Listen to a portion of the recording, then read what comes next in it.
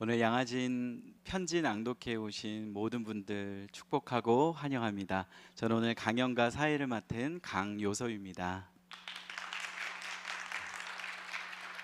예, 어느덧 편지 낭독회 세 번째 시간, 마지막 시간이 되었습니다.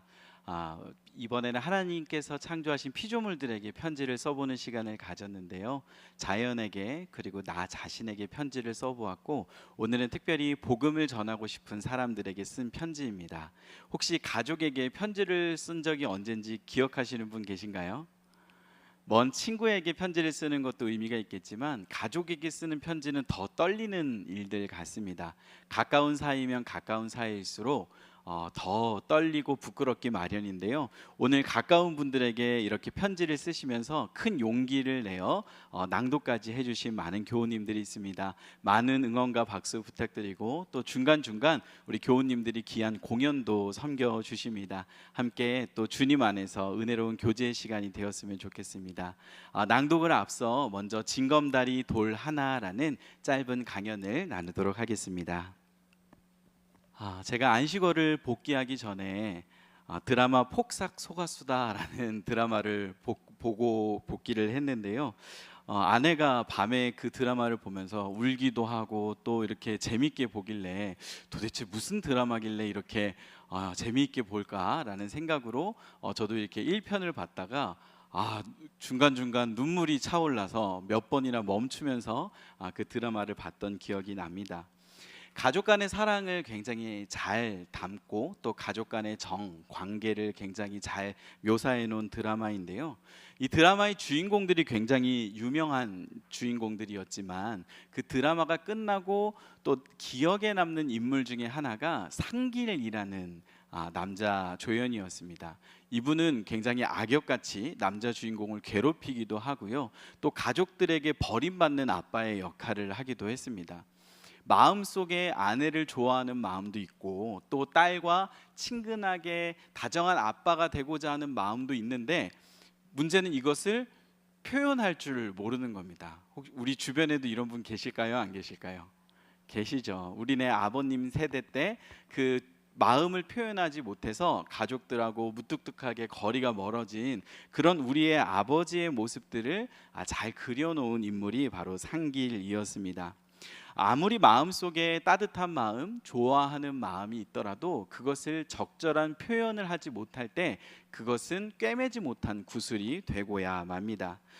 우리의 마음에 있는 것을 잘 표현하는 방법을 찾는 것이 중요한데, 그것은 마치 요리에 어울리는 그릇을 찾는 것과 비슷합니다.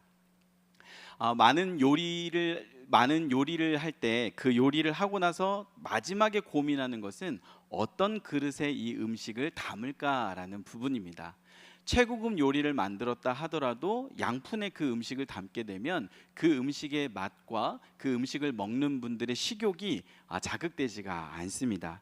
우리가 좋은 요리를 만드는 것도 중요하지만 그 요리에 맞는 그릇을 선택하는 것도 매우 중요합니다. 요리가 국물 형태인지 볶음인지 양식인지 한식인지에 따라 어떤 그릇을 선택할지가 달라지는 것처럼, 우리의 전달할 말을 선택하는 것도 중요하지만 그 말을 어떤 그릇에 담아 전달하는가도 굉장히 중요한 것입니다. 만약에 어떤 한 남자가 사랑하는 여자친구한테 이제 처음 사귀기로 고백을 하려고 하는데 카카오톡으로 고백을 하면 자매분들 기분이 어떨까요? 물론 그것도 내가 사랑하는 사람이 그렇게 고백을 하면 기분이 좋겠지만, 사귈까 말까 고민하는 분이 카카오톡으로 내가 너를 예전부터 지켜봤는데 너를 정말 마음에 들고 나랑 교제했으면 좋겠어, 이렇게 고백을 하면 반감되겠죠. 그 마음이, 진심이 다 전달되지 못할 것입니다. 반대로 헤어지자는 연락을 만약에 SNS로 하면 어떤 기분이 드실까요? 결코 기분이 썩 좋지는 않을 것입니다. 우리가 전달하려는 메시지와 방법은 굉장히 고민을 많이 하고 선택해야 합니다. 그렇다면 복음을 전달할 때 편지는 어떠합니까? 적합한 방식이겠습니까? 그렇습니다. 복음을 전하는 편지는 이미 검증된 방식입니다. 우리가 받은 하나님의 신약 말씀 중에 서신서, 바울서신과 공동서신을 포함해 21권이나 편지 형태로 전달되었습니다. 물론 그 당시에는 당연히 편지를 많이 썼기에 그걸로밖에 전달할 수 없지 않았냐라고 생각할 수 있지만, 편지라는 형태는 지금도 복음을 전하기에 유효한 장점이 많은 방법입니다. 편지는 쓰는 사람이 퇴고의 과정을 갖게 됩니다. 하지 말아야 할 말들을 말로 할 경우에는 이미 전해서 주워 담지 못하는 경우가 많지만, 편지는 정제된 언어로 내가 상대방에게 나의 마음과 복음을 전달할 수 있습니다. 그래서 말로 전도할 때는 흔히 어디에 빠지게 되냐면 논쟁에 빠지게 됩니다. 저도 고등학교 때 제일 친한 친구에게 교실에서 복음을 전하다가 과학적 논쟁까지 가서 1시간 동안 말싸움만 하고 끝났던 기억이 있는데요. 편지는 그런 상황들을 피하여 우리가 하고 싶은 말을 상대방의 입장을 헤아려서 배려의 표현들로 전달할 수 있기에 굉장히 좋은 방식이 됩니다. 또한 편지는 현대인에게 울림을 줍니다. 누군가가 나에게 보내준 카톡 메시지도 굉장히 중요하지만, 누군가 나에게 정성껏 꾹꾹 쓴 손편지는 그 울림이 더욱더 몇 배나 크게 됩니다. 스마트폰 카메라 안에 많은 사진들이 있지만, 요즘 젊은 세대들은 도리어 필름 카메라를 취미로 하는 청년들이 많이 생기고 있습니다. 왜냐하면 똑같은 사진이지만 한 장밖에 현상하지 않은 그 사진이 주는 의미가 더 울림이 크게 느껴지기 때문입니다. 마찬가지로 편지는 메시지의 밀도를 높일 수 있습니다. 전하는 사람의 마음의 밀도를 꾹꾹 눌러 담아 전달한 편지는 그 자체로 이미 상대방에게 큰 감동을 줄 수 있습니다. 그리고 편지는 오랜 시간 기억에 남게 됩니다. 카카오톡 메시지나 대화는 흘러가고 잊혀지기 쉽지만, 마음을 담은 편지는 우리가 쉽게 버리지 못하고 나의 어떤 소중한 기억 창고, 서랍 속 또는 책장에 잘 모아놓게 됩니다. 그러면 언젠가 이사를 갈 때, 책장 정리를 할 때 그때 읽었던 편지를 다시 꺼내놓고 읽으면서 그때는 미처 알지 못했던 상대방의 마음을 다시 한번 깨닫게 되는 귀한 도구가 되기도 합니다. 제가 예전에 사역했던 교회에 한 권사님이 계셨습니다. 이 권사님은 지금도 기억에 남는 것이 새벽 기도에 오셔서 늘 가족의 구원을 위해서 기도하셨던 권사님이셨습니다. 그런데 남편분과 아들 한 명이 있었는데, 이 두 분은 매일 일이 바쁘시다고 주일에 교회를 한 번도 나오지 않으셨습니다. 그러던 어느 날 60이 조금 넘은 권사님께서 회사에서 일을 하시다가 저녁 퇴근 시간이 됐는데 책상에 앉아서 계속 눈을 감고 일어나질 못하시는 걸 보고 한 분이 깨워서 흔들었는데 그대로 돌아가신 것을 발견하게 되었습니다.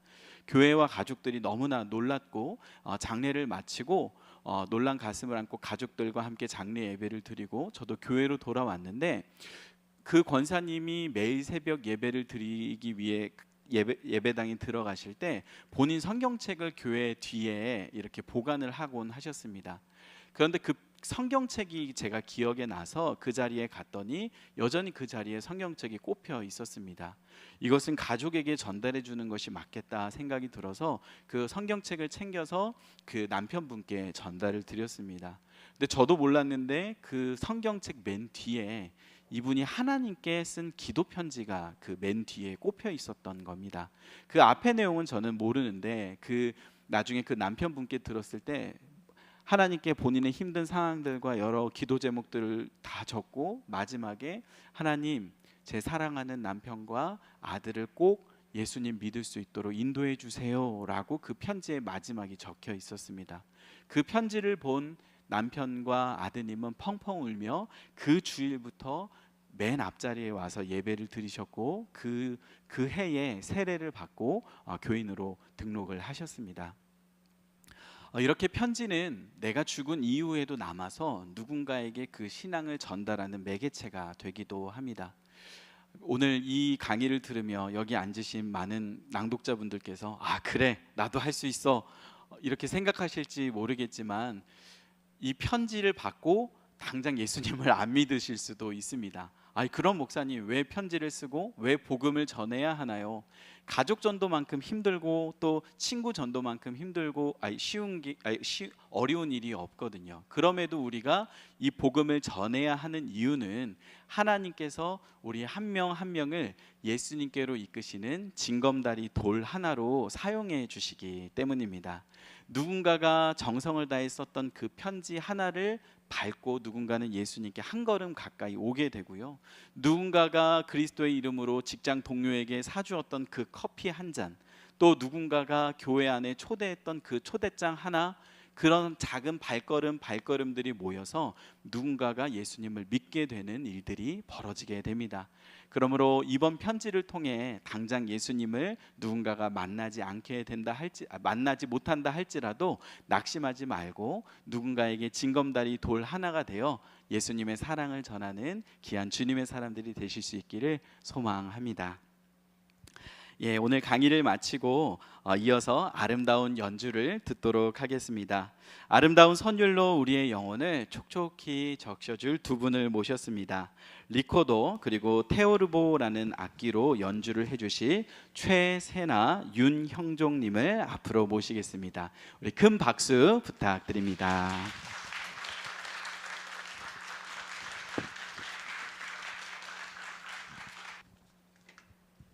네, 안녕하세요. 저는 백준영 기념교회 성도이자 리코더 연주자인 최세나라고 하고요.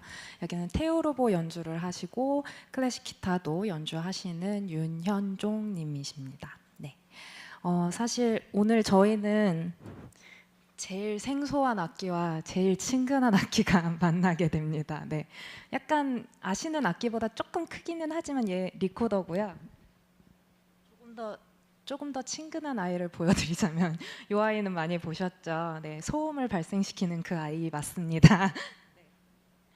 네, 그리고 리코더는 사실 교육용 악기로 많이 알고 계시는데 사실은 이 악기가 사용되었었던 거는 1700년대, 800년대 바로크 시대, 르네상스 시대 그때 많이 사용이 되었어요. 약간 그 시대가 어떤 시대지? 라고 약간 좀 난해하실 수 있지만 흔히 많이 아시는 비발디 그리고 바흐 그때 시대에 많이 사용되었던 악기입니다. 그래서 그때 시대에 플룻이라고 하면 사실 리코더를 지칭하는 말이었고요. 저희가 아는 가로로 이렇게 부는 플룻은 가로 플룻이라고 따로 지칭을 했었습니다. 네. 그리고 그 악기와 함께 같이 연주가 되었었던 테오르보라고 하는 악기가 있는데요. 저도 사실 오늘 리허설 하면서 처음 이제 윤종 선생님한테 들었는데 성경에 비파와 수금에 나타나는 그 비파가 이 악기라는 그 설이 있다라고 하더라고요. 그래서 그 형태가 서양으로 전해져서 발전된 형태가 이 테오르보라고 하는 악기라고 합니다. 그래서 제가 오늘 들려드릴 곡은 총 3곡입니다. 제가 고른 곡들 중에 2곡은 바흐의 음악이고요. 다른 한 곡은 CCM 하나님의 열심이라는 곡인데요. 그 중에 바흐의 2곡에 대해서 말씀을 드리자면 제가 이제 목사님께서 이 연주를 제안을 해주셨을 때 어떤 곡으로 하면 제일 좋을까라는 생각을 굉장히 많이 했었어요. 근데 일단은 바로크 시대 악기이니까 바로크 시대 곡을 했으면 좋겠다라는 생각이 제일 많이 들었고요. 그 중에서도 바흐라는 작곡가는 그 음악의 위대함에 대해서는 사실 저희가 익히 모두 다 알고 계시잖아요.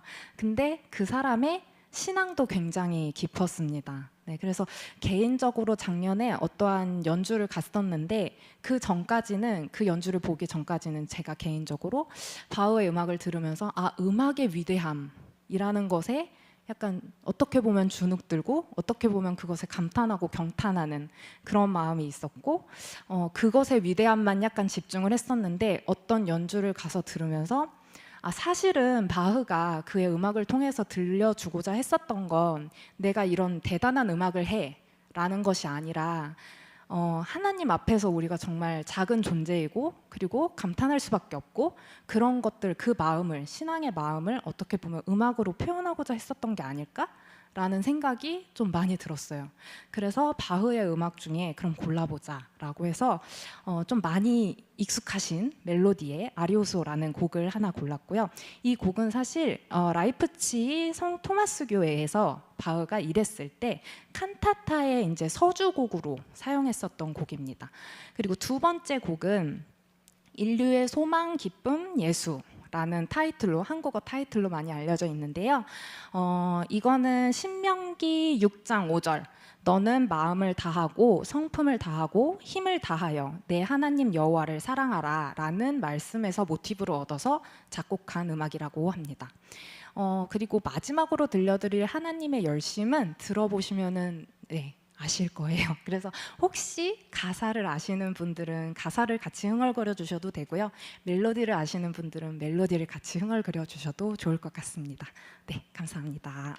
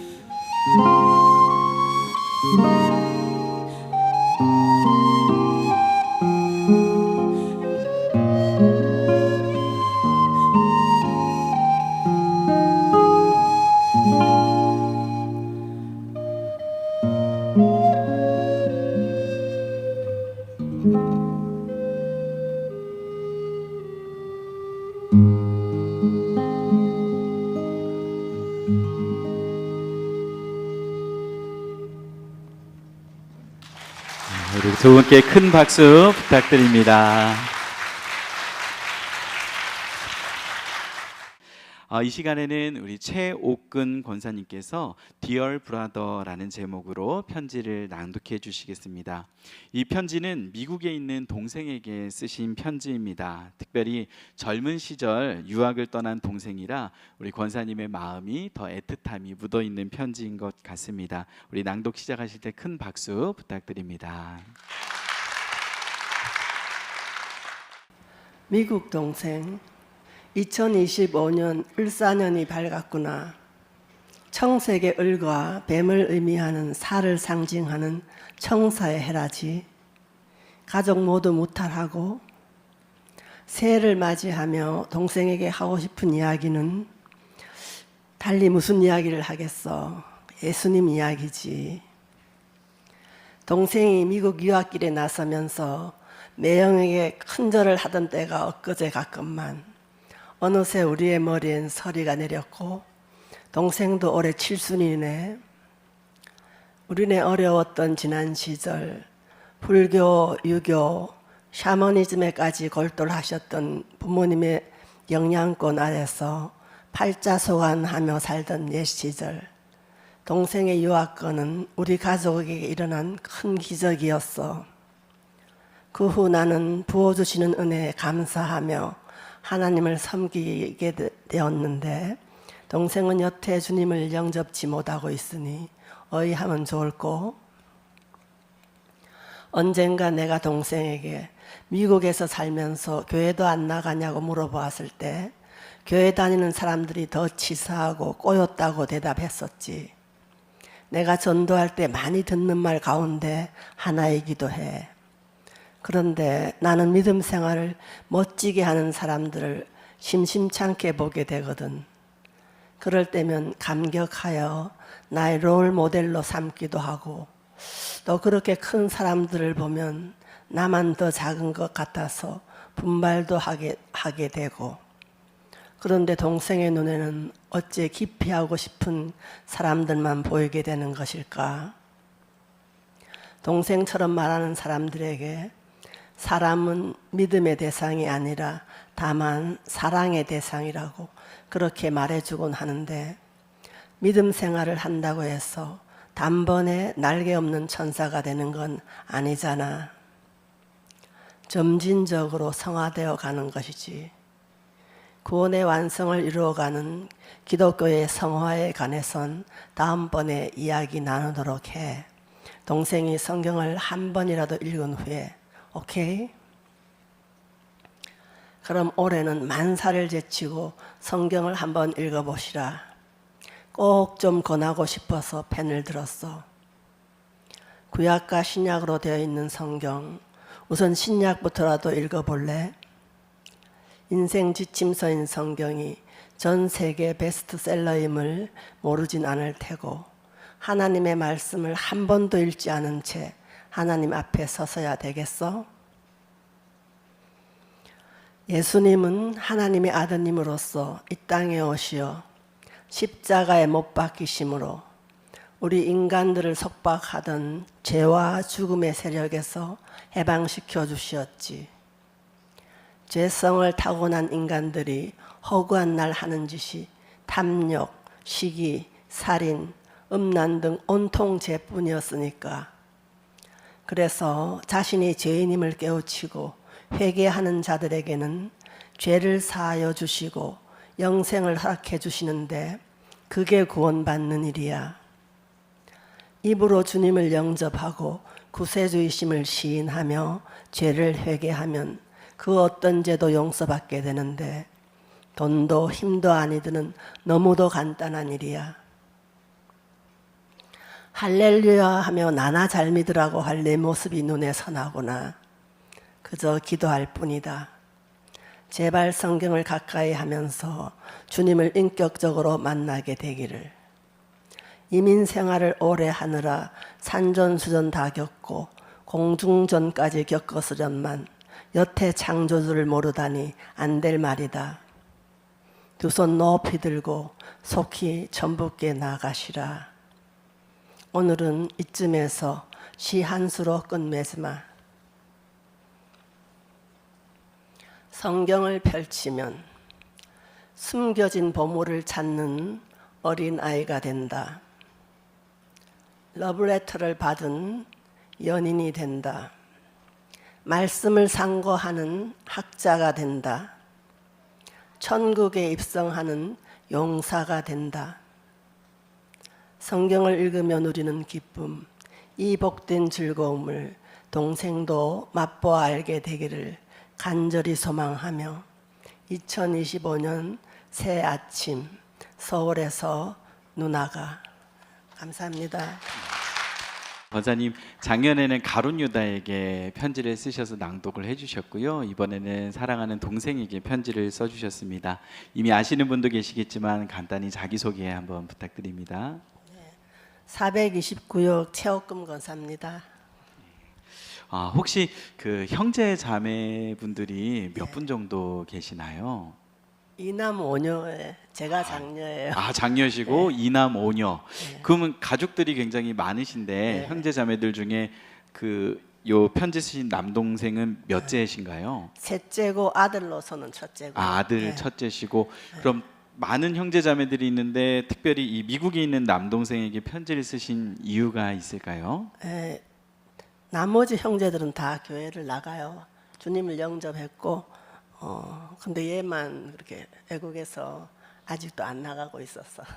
그러면 네. 이 동생분이 한국에 계신 모든 형제 자매분들의 기도 제목이겠네요. 네. 그러면 권사님이 한 통 쓰시고 또 동생이 한 통 쓰시면 6개, 7개씩 이렇게 미국에 이제 편지가 갈 수도 있나요? 아이, 편지들 잘 안 쓰죠.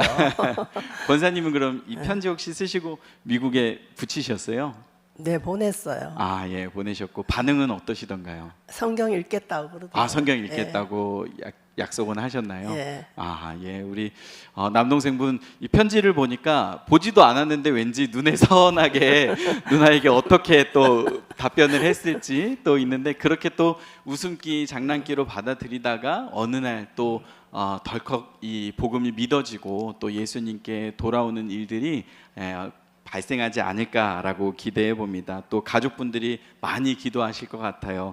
권사님, 오늘 이 편지를 쓰시면서 그 전에 혹시 말이나 다른 방법으로도 이 동생에게 복음을 전해 보신 적이 있으셨나요? 네, 만나면 꼭 전해요.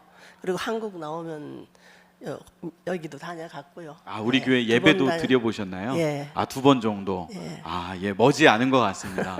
우리 백준영 기념교회 예배까지 2번이나 참석하셨다고 하니까 곧 미국에서도 교회를 다닐 날이 곧 찾아올 것 같고요. 그 편지로 좀 쓰실 때랑 말로 전도하실 때랑 좀 다른 게 있으셨나요? 좀 쑥스러워요. 아무래도. 그리고 항상 하던 얘기를 또 편지로 쓰니까 그쪽에서 볼 때는 좀 생뚱맞은 것 같기도 하고. 이 쓰는 사람도 쑥스럽지만 또 가까운 가족도 편지를 이렇게 받게 되면 또 이렇게 좀 뭔가 부끄러운 또 그런 마음이 들 수도 있지만 또 부끄러우면서 좋은 거 있잖아요. 이렇게 가족이 편지 써주면 가족이 사랑해라고 할 때 뭔가 왜 그래 이러면서도 또 기분 좋은 그런 마음이 들지 않으셨을까 생각이 됩니다. 우리 최옥군 권사님 또 용기 내어 동생분에게 편지 써주셨는데요. 함께 또 기도해 주시고 우리 박수로 우리 권사님 감사의 표현하겠습니다. 감사합니다. 이번에는 두 분의 교우님을 함께 모시려고 합니다. 왜냐하면 주제가 두 분 다 남편에게 편지를 쓰셨습니다. 기대되지 않습니까? 우리 김지연 집사님, 이혜경 집사님 앞으로 나와주시면 감사하겠습니다. 나의 남편님에게 글을 써서 마음을 전한다는 것이 이렇게 망설여지는 일이던가요? 처음 백준영 기념교회를 왔을 때가 기억납니다. 서울 여기저기 교회를 가보았지만 마음에 차지 않아 당신의 지인이 추천해준 이곳에서 이재철 목사님의 설교를 듣고 아, 여기가 우리 누울 자리인가 보다 하고 매주 교회를 나오게 되었잖아요. 그러니 이 교회를 먼저 안 것도 당신이고 여기로 발길을 옮기게 된 것도 당신으로 인해서였죠. 결혼을 하고 마루가 태어났고 정한전 목사님에게 유아 세례를 받으면서 우리는 제법 나쁘지 않은 삶을 살았더랬지요. 나는 마음이 오고 가고를 잘하는 사람이라 남편만은 나보다 신앙심 있는 사람 만나 의지하고 살아야겠다 생각했는데 하나님은 나에게 그런 신앙 깊은 남편은 고사하고 자유로운 영혼인 당신을 만나게 하셔서 나의 신앙을 더 깊어지게 하셨고 신앙의 삶을 더 갈망하게 만드셨습니다. 더군다나 이제는 내가 당신을 위해 기도까지 합니다. 내가 뭐라고, 내 신앙심이 뭐라고, 누구에게 의지하기는커녕 나 같은 사람이 당신을 붙잡아 달라고 하기까지 하느냐 말입니다. 하나님의 방식은 내가 생각하는 것보다 훨씬 더 신묘막측하더군요. 당신을 통해 나를 세우시니 말입니다. 함께 예배를 드릴 때 단 한 번도 빠짐없이 당신은 늘 졸았지요. 예배 중에 나는 당신을 여러 번 깨웠고 가끔은 한숨이 나오기도 했습니다. 그러나 지금은 당신이 예배당에 들어오지도 않으니 그때가 오히려 그립습니다. 옆에 앉아 졸 때가 차라리 나았습니다. 이런 상상을 해봅니다. 예배를 마치고 나면 남편이 나에게 오늘 설교가 은혜되었다고 말해주는 나눔이라도 해준다면 함께 구역 모임이라도 나가서 다른 교인들과 삶의 교제를 나눌 수만 있다면 덜어는 살기에도 빠듯하나 기꺼이 교회에서 봉사하는 교인이 된다면 그러나 그 모든 것은 다 몽상이고 망상이고 헛된 욕심인가 봅니다. 이제 나의 바람은 졸아도 좋으니 예배당 내 옆자리에 앉기라도 하면 오죽이나 좋을까입니다. 결혼하고 10년이 넘으니 참 쉽게 흔들리더군요. 마음도 붕붕 뜨고 외롭기도 하고요. 이제는 제법 안정되어야 할 시기임에도 불구하고 언제나 공허한 마음이 드는 것은 주님 앞에서 굳건하지 못한 반쪽짜리 삶이라 그런 게 아닐까 생각합니다. 혼자 예배를 드리고 어떤 날은 설교 말씀에 은혜를 받죠. 그러나 삶 속으로 돌아오면 여전히 변함없는 현실 속에서 이 온전치 못한 삶이 나를 짓누르고 외롭게 만듭니다. 배부른 소리 한다 말하겠지만 나는 늘 알 수 없는 허기가 집니다. 오늘도 그랬습니다. 같은 신앙관을 갖고 주님을 바라보는 삶을 살지 않으면 결국은 허무한 상실감 속에서 아무리 채우려 한들 채워지지 않는 결핍의 삶을 살 수밖에 없다는 것을 나는 절절히 알게 되었습니다. 우리가 함께 예배를 드리며 같은 시선으로 같은 곳을 바라보며 우리의 남은 삶을 살아가면 어떨까요? 나는 당신과 그런 삶을 꿈꾸고 싶습니다. 사랑하는 나의 남편님, 하나님이 당신을 만나게 하신 이유가 반드시 있다고 여기면서 오늘도 당신을 향해 문을 두드립니다. 내 옆에 앉아 졸아도 좋으니 함께 예배드려요. 사랑합니다.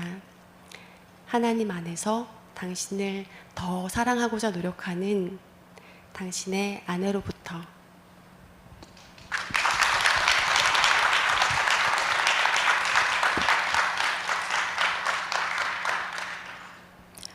내 남편에게 남편 주일에 함께 예배드리러 와 주어서 고맙습니다.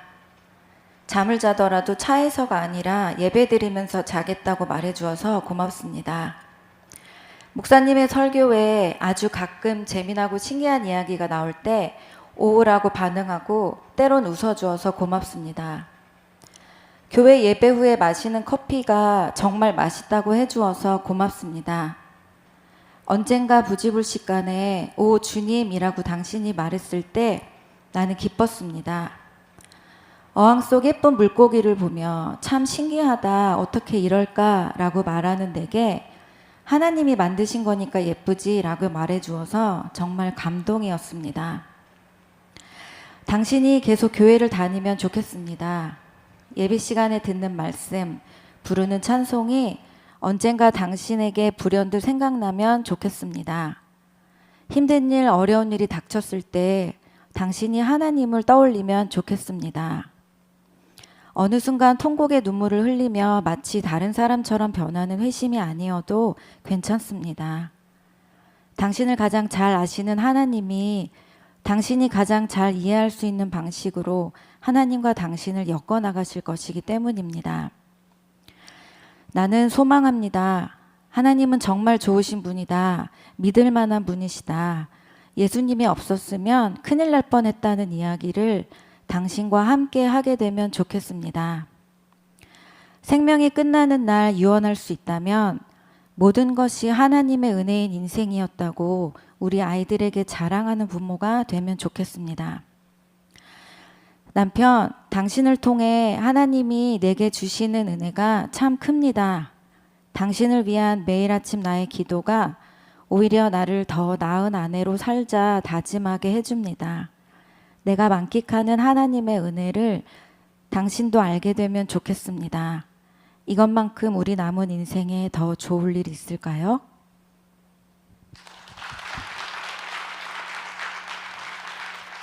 예, 두 분 잠깐 자기소개 부탁드리겠습니다. 안녕하세요. 저는 1149역 김지연입니다. 반갑습니다. 안녕하세요. 저는 299역의 이혜경입니다. 예, 감사합니다, 집사님. 먼저 김지연 집사님께 질문 드리도록 하겠습니다. 두 분은 처음에 어떻게 만나셨나요? 저는 취업 시험 때문에 친구 집에 잠시 갔다가 거기에서 친구 동생인 남편을 만나게 됐습니다.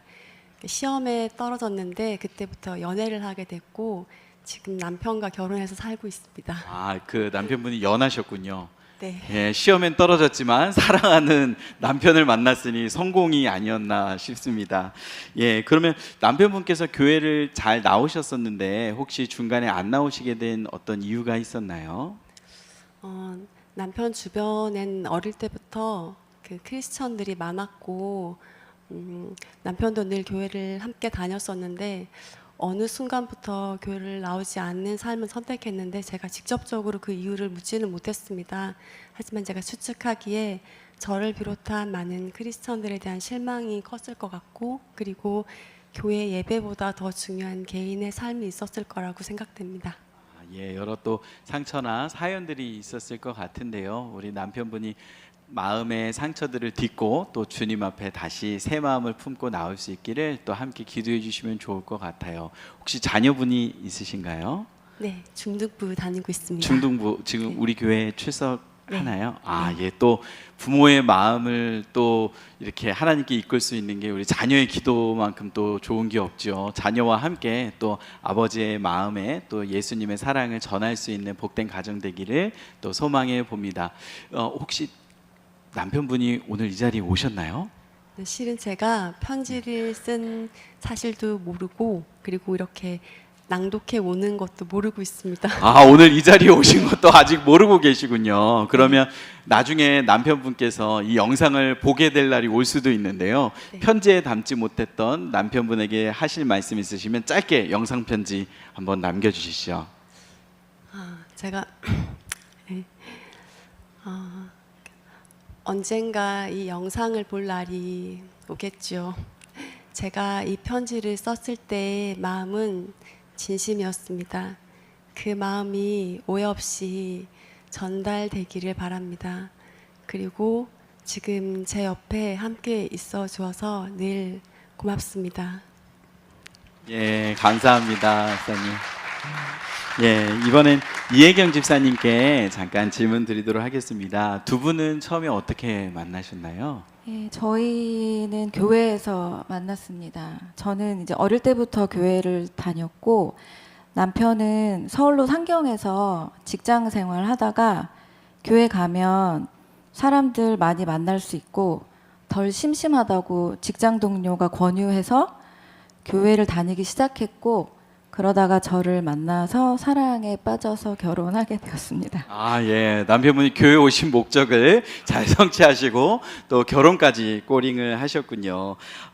이 편지를 읽으면서 집사님 성격이 굉장히 낙천적이신 것 같다라는 생각을 했습니다. 그리고 또 남편분에게 굉장히 격려와 칭찬을 많이 해주시는 것 같다라는 생각이 들었는데요. 이게 특별히 편지라서 그랬을까요? 아니면 평상시에도 남편분에게 격려와 칭찬을 많이 하시는 편인가요? 안 그래도 이번 편지 낭독회를 준비하면서 당사자인 남편에게 나로부터 칭찬과 격려를 받으면서 살고 있다고 느끼는지를 물어봤었는데요. 대답을 바로 못하고 갸우뚱하면서 아니라고 작게 말하는 소리를 제가 들었습니다. 그래서 제가 편지는 이렇게 썼고 편지에 담긴 제 마음은 진심인데 정작 남편한테는 잘 표현을 못했구나 해서 이참에 반성을 좀 하게 되었습니다. 아, 예. 그 평상시에 또 칭찬과 격려도 하시지만 또 바가지를 긁거나 또 이런 얘기들이 있으니까 그 사이에 가려져서 아마 눈에 띄지 않았겠지만 많은 또 칭찬과 격려를 하고 계시지 않을까 생각이 됩니다. 그 배우자의 신앙이 또 내가 기대하는 만큼 성장하지 않을 때 거기서 오는 답답함들이 있을 수 있는데요. 집사님은 그런 순간이 있으셨나요? 저하고 남편의 신앙 스텝이 좀 다르긴 하지만 그것 때문에 제가 그렇게 답답하거나 힘들다고 느낀 적은 없는 것 같고 다만 이제 말씀을 좀 같이 말씀에 대해서 얘기하거나 그리고 그리스도인으로서 일상을 살아갈 때 겪는 약간의 고뇌 같은 거에 대해서 남편과 좀 더 많은 얘기를 하고 싶은데 그런 아쉬움이 좀 있긴 합니다. 근데 제 남편이 길게 대화하는 걸 그렇게 선호하는 스타일은 아니어서 제가 축약해서 전략적으로 남편에게 대화를 계속 걸고 있는 상황입니다. 굉장히 궁금하네요. 나중에 개인적으로 또 궁금하신 분들은 여쭤보시면 또 알려주실 것 같습니다. 혹시 이 자리에 남편분께서 나오셨을까요? 일정상 현장에는 못 와 있습니다. 현장에 못 오셨군요. 그럼 혹시 영상을 보고 계실까요? 네, 그렇습니다. 예, 영상을 실시간으로 보고 계시답니다. 혹시 편지에 못 담았던 우리 남편분에게 전하실 메시지 있으시면 짧게 영상 편지 한번 전해주시죠. 네, 남편 김현철 씨,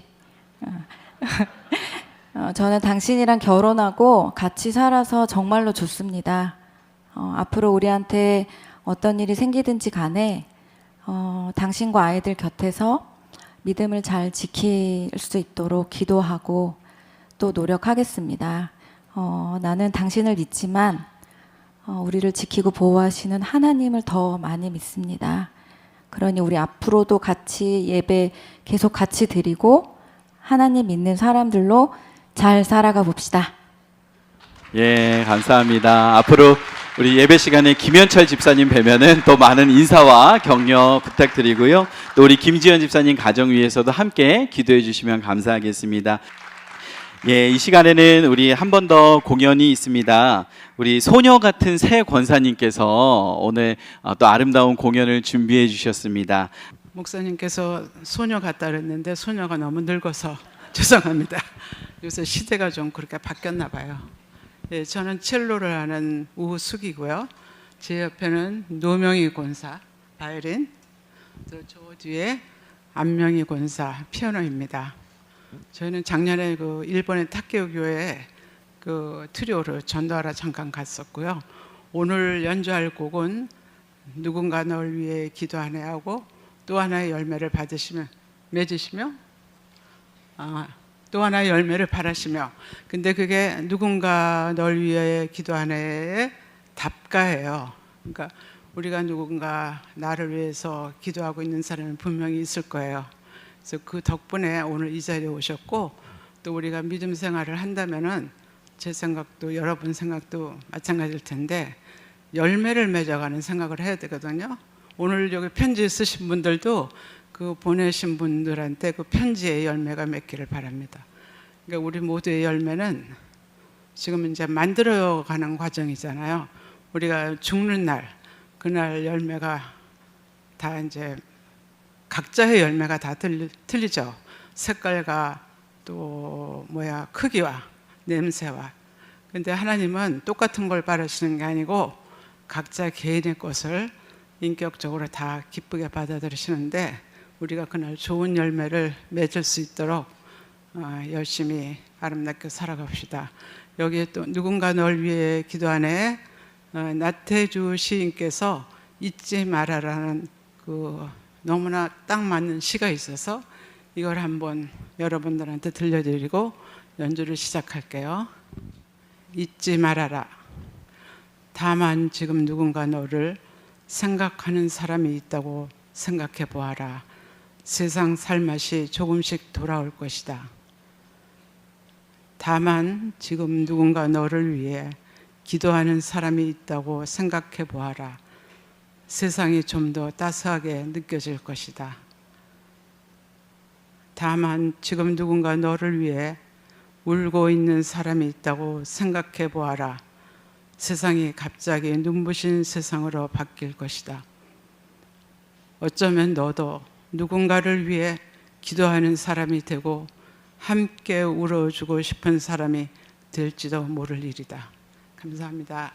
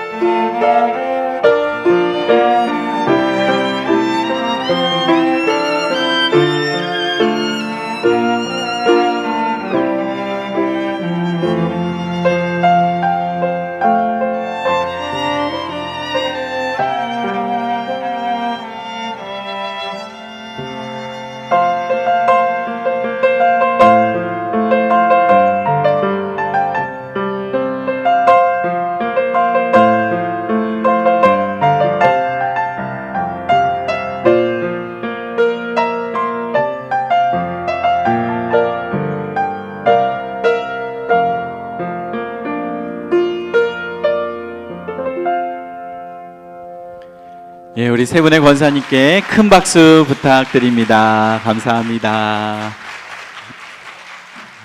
우리 문선지 집사님께서 나오셔서 나의 오랜 친구 제이에게라는 제목의 편지를 낭독해 주시겠습니다.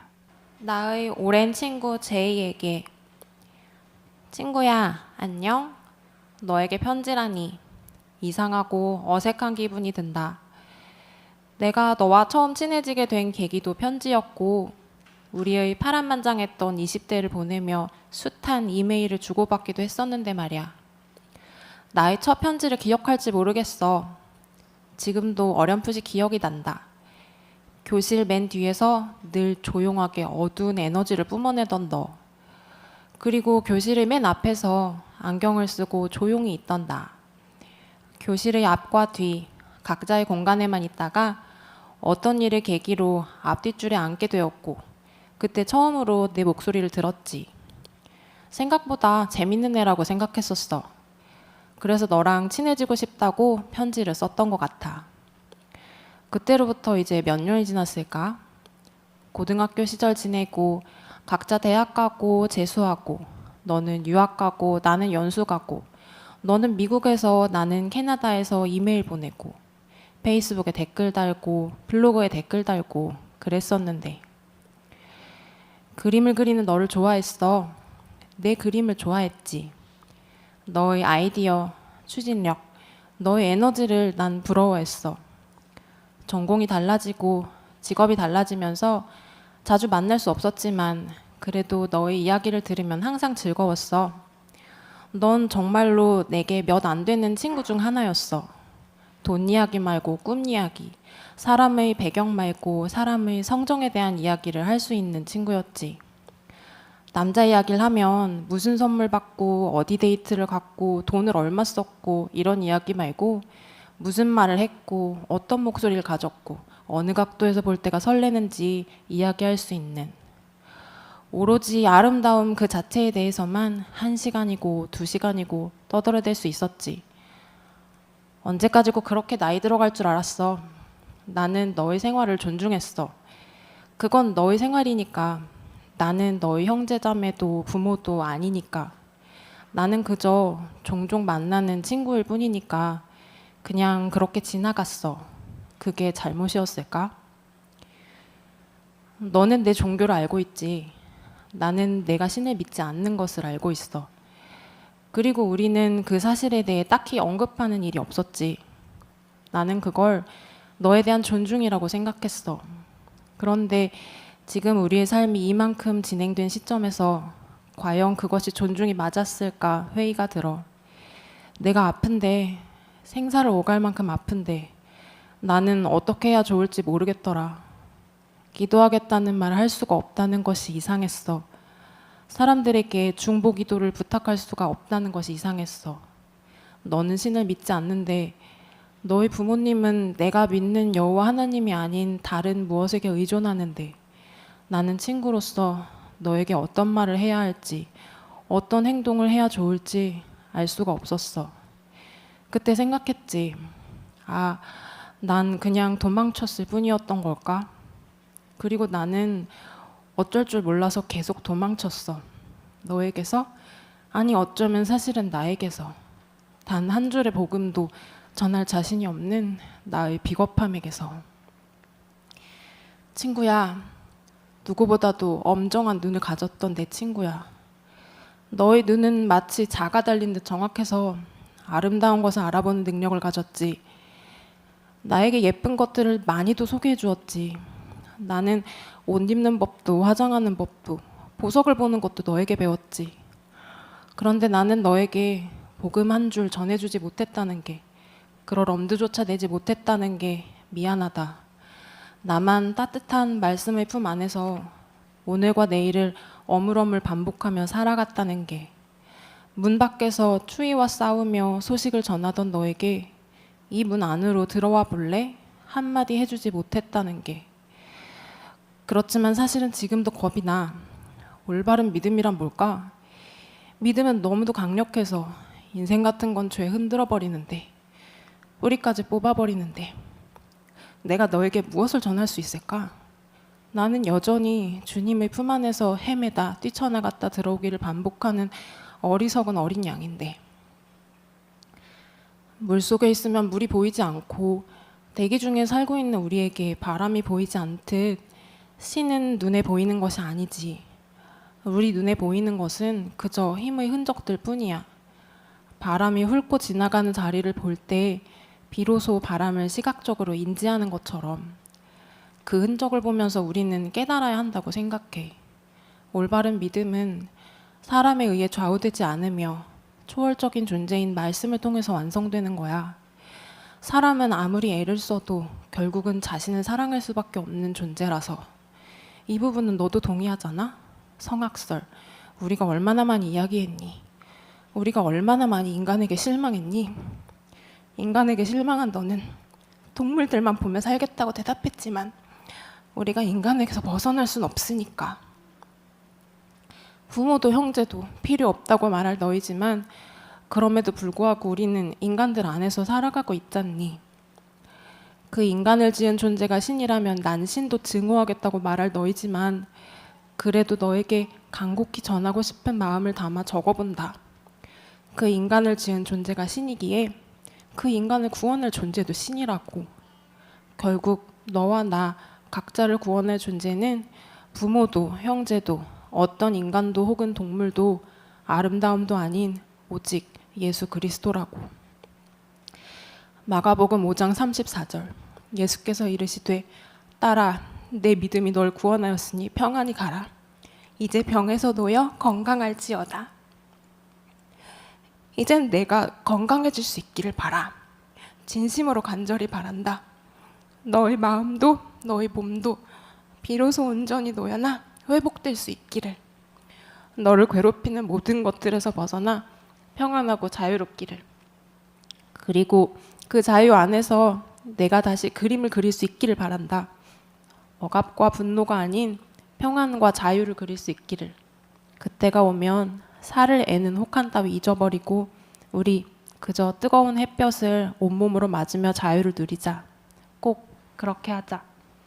2025년 3월의 초입에 오직 사랑하는 마음만을 담아 너의 오랜 친구 S.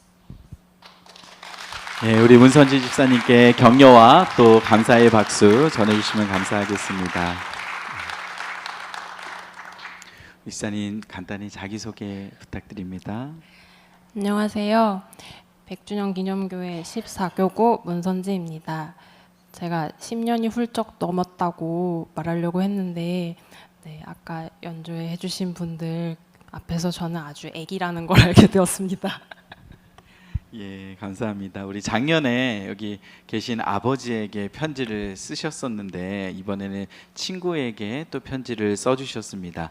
혹시 편지를 쓸 때 어떤 차이가 있었는지 또 언제가 더 떨리셨는지 궁금하네요. 아버지에게 편지를 쓰는 거는 시작은 어려웠지만 막상 쓰면서는 줄줄 나왔는데 친구에게 편지를 쓰는 건 시작은 쉬웠지만 쓰려고 하니까 점점 생각도 많아지고 더 떨리더라고요. 그래서 이번이 더 떨렸습니다. 예, 아마 친한 친구이기도 했지만 특별히 복음을 전한다라는 것은 더 떨리고 또 두려운 일같이 느껴질 때가 있는 것 같습니다. 집사님 편지 내용을 봤을 때 정말 오랜 친한 친구에게 편지를 쓰신 것으로 보이는데요. 친한 친구에게 용기를 내서 편지를 쓰실 때 또 편지를 통해서 복음을 전하실 때 어떤 장점이나 그런 것들이 있었나요? 아무래도 얼굴을 보면서 복음을 전할 때는 상대방의 감정이 바로바로 보이니까 하고 싶었던 말을 이제 더 잘 못하게 되더라고요. 그런데 이제 편지를 써서 마음을 전하려고 하니까 정제된 언어로 제가 정말 하고 싶었던 말을 전할 수 있게 된 것 같습니다. 예, 오히려 가까운 사이에 뭔가 말로 복음을 전하는 게 용기가 굉장히 필요한 일인데 편지를 쓰는 근데 또 부작용이 있더라고요. 여기 계신 분들 보니까 써놓고 전달을 못 하시더라고요. 또 그래도 또 이렇게 편지를 통해서 잘 정리해 놓으시면 또 그 편지를 읽으면서 또 그 이야기를 끝까지 듣게 되면서 또 마음을 나눌 수 있지 않을까라고 생각을 해봅니다. 특별히 우리 친구분께서 몸이 아프신 상황 가운데 있는 것 같아요. 그럴 때 우리의 마음의 문이 또 열리기 쉬운데 우리 친구분께서 또 예수님도 믿고 또 몸도 잘 회복될 수 있기를 우리 여기 계신 분들이 기억나실 때 함께 또 기도해 주시면 좋겠습니다. 우리 함께 해주신 문선지 집사님께 큰 박수 부탁드립니다. 감사합니다. 예, 이번에는 마지막 낭독자입니다. 우리 김경옥 권사님께서 내게 있는 믿음을 이라는 주제로 사랑하는 손녀에게 쓰신 편지를 함께 낭독해 주시겠습니다. 내게 있는 가장 좋은 것을 주고 싶은 손녀 아윤아. 우리 아윤이의 눈은 밤하늘의 별처럼 초롱초롱 빛나고 봄 새싹처럼 하루가 다르게 쑥쑥 자라는구나. 할머니는 너를 생각만 해도 웃음이 나고 내가 뭘 해도 예쁘기만 한 걸 보니 손주 바보가 된 것이 틀림이 없다. 지난 설날에 온 가족이 모였을 때 밥을 먹이려고 내 목에 턱받이를 두르니 쉬어요 하며 고개를 돌리는 것을 보고 깜짝 놀랐다. 그런 말을 하는 모습도 무척 귀여웠지만 벌써 싫은 것과 좋은 것을 구분할 줄 아는가 싶어서 일찍 좋은 습관을 길러주어야겠다는 생각이 들었다. 너의 반짝이는 두 눈으로 세상의 밝은 곳을 바라보고 바른 것을 생각하고 부모의 가르침을 잘 듣는 어린이가 되기를 늘 기도하고 있단다. 그렇게 자라도록 내가 줄 수 있는 가장 좋은 것이 무엇일까 생각해 보았다. 할머니는 어렸을 때 전깃불도 안 들어오는 바닷가 마을에서 살았단다. 파도가 철썩이는 밤이면 엄마가 들려주는 옛날 얘기를 들으며 잠이 들곤 했지. 무슨 이야기인지 잘 생각나지 않지만 꿈나라에서 이야기의 세계로 날아다녔어. 지금 이 나이가 되고 보니 너처럼 아기 때 예수님에 대한 이야기를 들을 수 있었더라면 참 좋았겠다는 생각이 드는구나.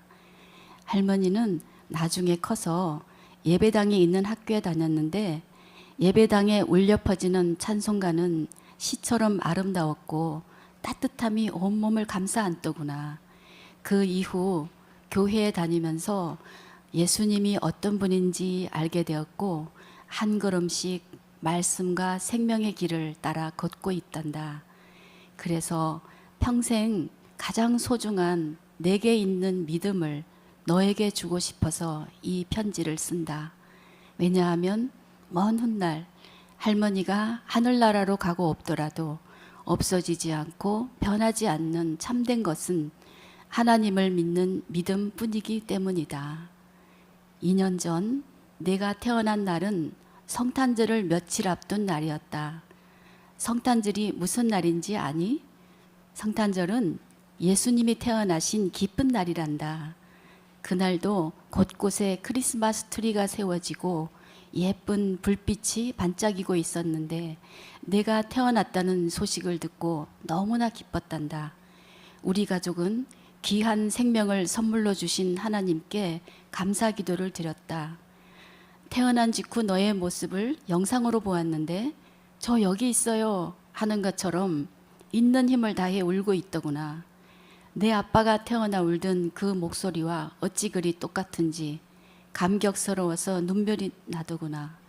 며칠 후 너를 처음 만나던 날 신생아실 유리 너머 너는 작은 모자를 쓰고 두 눈을 꼭 감고 강보에 쌓여 있었다.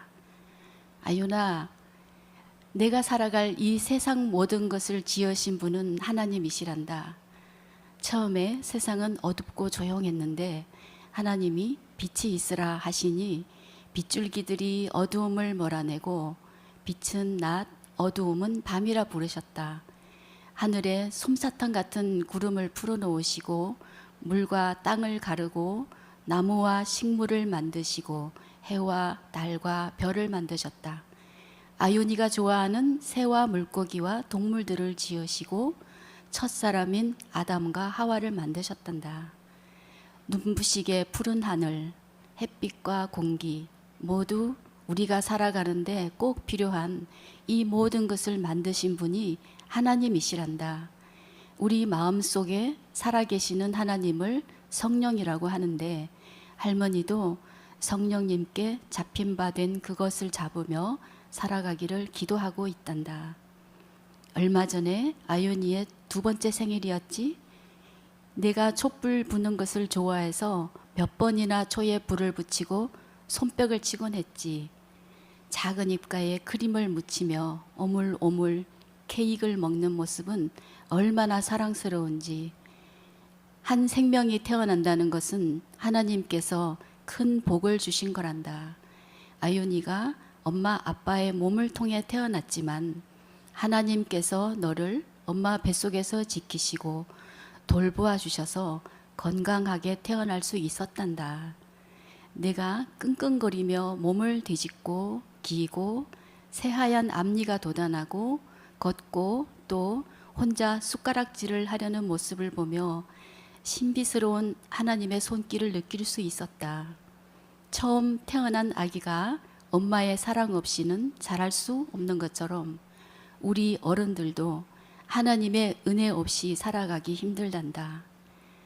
아윤이가 유아 세례를 받던 날 목사님께서 하나님의 자녀 아윤에게 하나님의 크신 은총이 영원토록 함께하기를 기도해 주셔서 얼마나 감사했는지 모른다.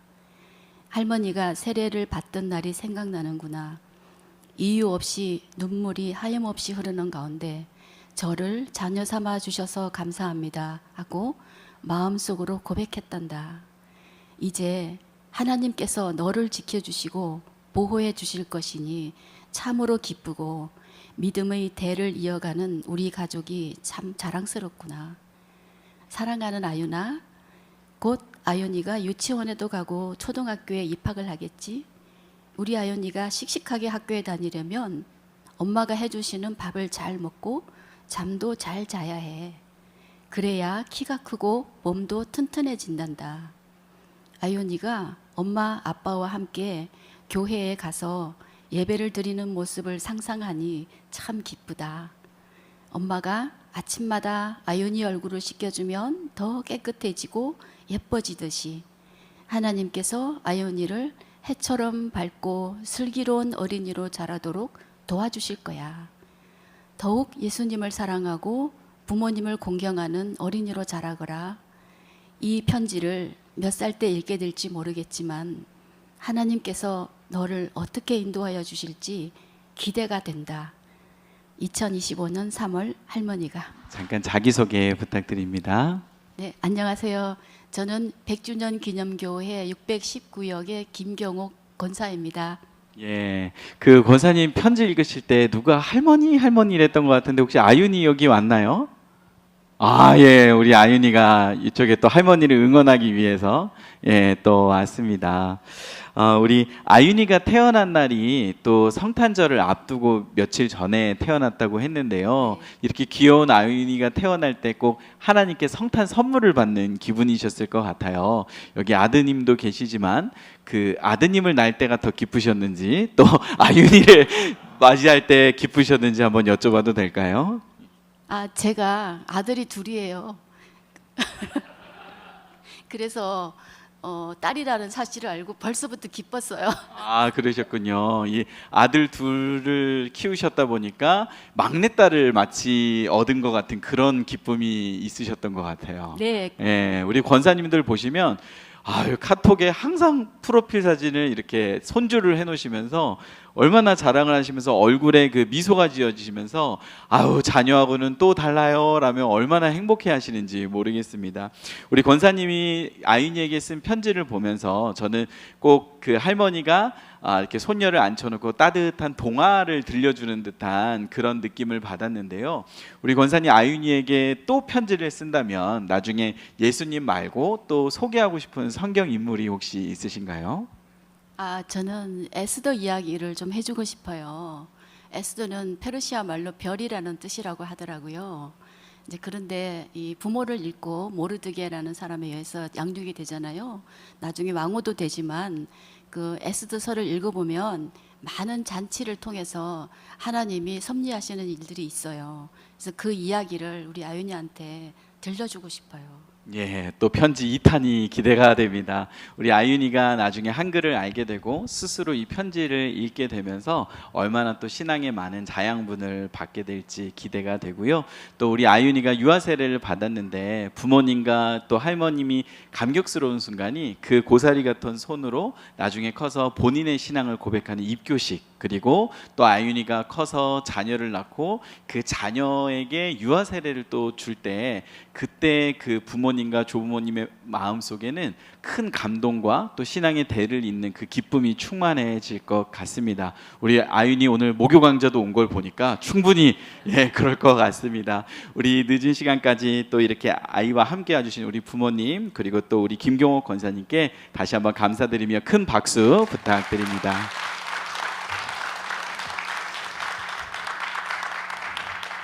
오늘 늦은 시간까지 양아진 목요 강좌 편지 낭독회 참여해 주신 모든 분들께 감사를 드립니다. 그리고 또 온라인으로 함께 해 주신 또 교우님들께도 진심으로 감사를 드립니다. 오늘 낭독회 참여하시면서 혹시 나도 펜을 좀 들어보고 싶다라는 감동이 오시지 않으셨습니까? 우리 양아진 문화원에서는 김다은 집사님께서 섬겨주시는 양아진 글쓰기 모임을 진행하고 있습니다. 한 달에 한 번씩 하품에 모여서 글을 쓰시는데요. 또 함께 하고 싶은 분은 나가실 때 신청서를 작성해 주시면 저희가 연락을 드리도록 하겠습니다. 올해 교회 20주년이라 다양한 행사 또 사경회가 준비되어 있습니다. 함께 하시며 또 하나님의 은혜를 나누었으면 좋겠고요. 양아진 문화원은 2학기 양아진 목요 강좌와 양아진 음악회로 또 인사드리도록 하겠습니다. 감사합니다. 평안히 돌아가십시오.